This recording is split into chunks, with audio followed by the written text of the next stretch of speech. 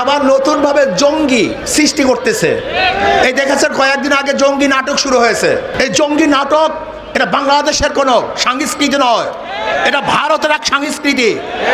এই জঙ্গি নাটকের মাধ্যমেই এদেশের আলেম ওলামা মাদ্রাসা মুসলমানদেরকে ধ্বংস করার অস্ত্র হিসেবে ব্যবহার করেছে। কোনো অবস্থাতেই বিজেপি এদেশ দখল করবে, আমাদের দেশে কর্তৃত্ব করবে, বাংলাদেশে একজন মুসলমান একজন মুমিন জিন্দা থাকতে এই স্বপ্ন পূরণ করতে দেওয়া হবে না ইনশাআল্লাহ। আমাদের স্বাধীন দেশে স্বাধীনভাবে বসবাস করতে চাই।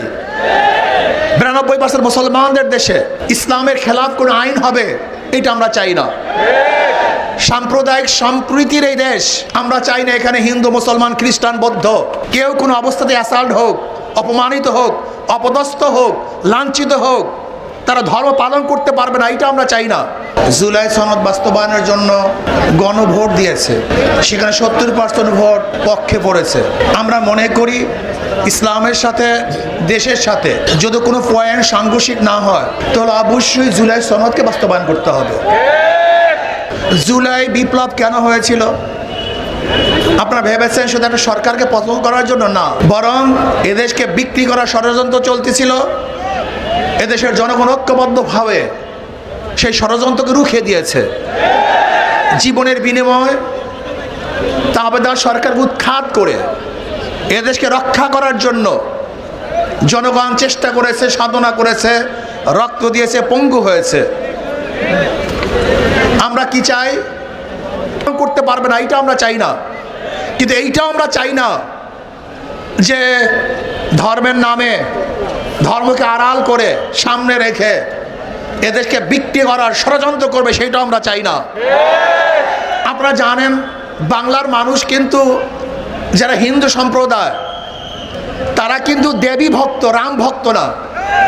আপনাদের অনেকেরই জানা নেই যে হিন্দুদের মধ্যে সমস্ত হিন্দুরা কিন্তু একই দেবীর, একই ভূতের, একই মূর্তির ভক্ত হয় না।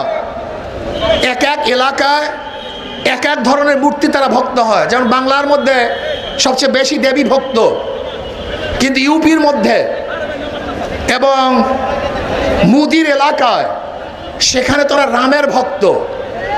বাংলাদেশে হলো দেবী ভক্ত, মুদির গ্রুপ তারা হলো রামের ভক্ত। এখানে দেবী মূর্তি স্থাপন না করে রামের মূর্তি স্থাপন করার কারণটা কি একদিন চিন্তা করেছেন?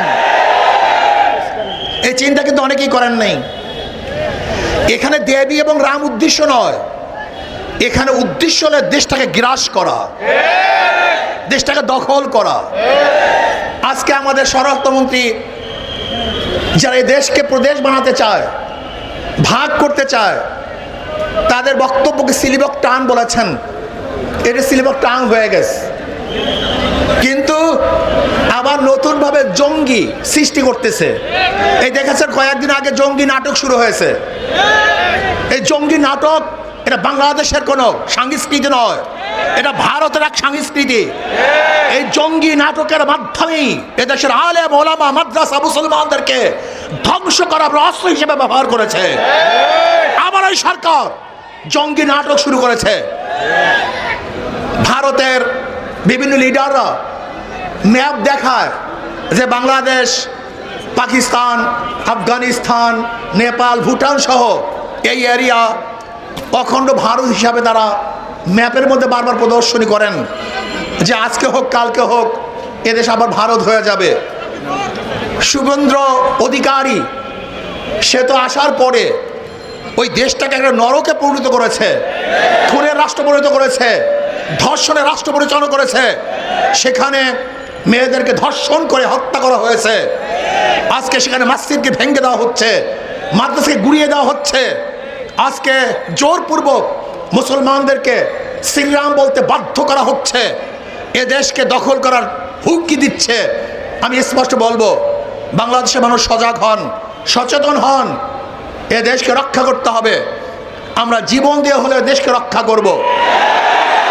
যেরকম জীবন দিয়ে, রক্ত দিয়ে আমরা আধিপত্যের বিরুদ্ধে আন্দোলন করেছি, সংগ্রাম করেছি, প্রয়োজনে আমরা আবারও জীবন দিয়ে দেশকে রক্ষা করবো ইনশাআল্লাহ। আজকে বাংলাদেশ সরকারকে বলবো, বহুত বুক ভরা আশা নিয়ে মানুষ আপনাকে ক্ষমতায় বসিয়েছে, কিন্তু খবরদার, যিনি মানুষের সাথে জনগণের সাথে প্রতারণা করেন, তামাশা করেন, তার বাংলাদেশের মানুষ 47 রক্ত দিয়েছে, 71 রক্ত দিয়েছে, বারবার রক্ত দিয়েছে, 24 রক্ত দিয়েছে, প্রয়োজন আবারও রক্ত দিয়ে আপনার সমস্ত ধ্বংসাত্মক কার্যক্রম থেকে মানুষ ফিরিয়ে দিবে ইনশাআল্লাহ। কাজী জঙ্গি নাটক বন্ধ করুন, ইসলামী হুকুমাত কায়েম করুন, ইসলামের সাথে এবং দেশের সাংঘর্ষিক পয়েন্টগুলি নেই সেই জুনায়দ সনদ বাস্তবায়ন করতে হবে। আল্লাহ আমাকে আমাদের সবাইকে কবুল করে।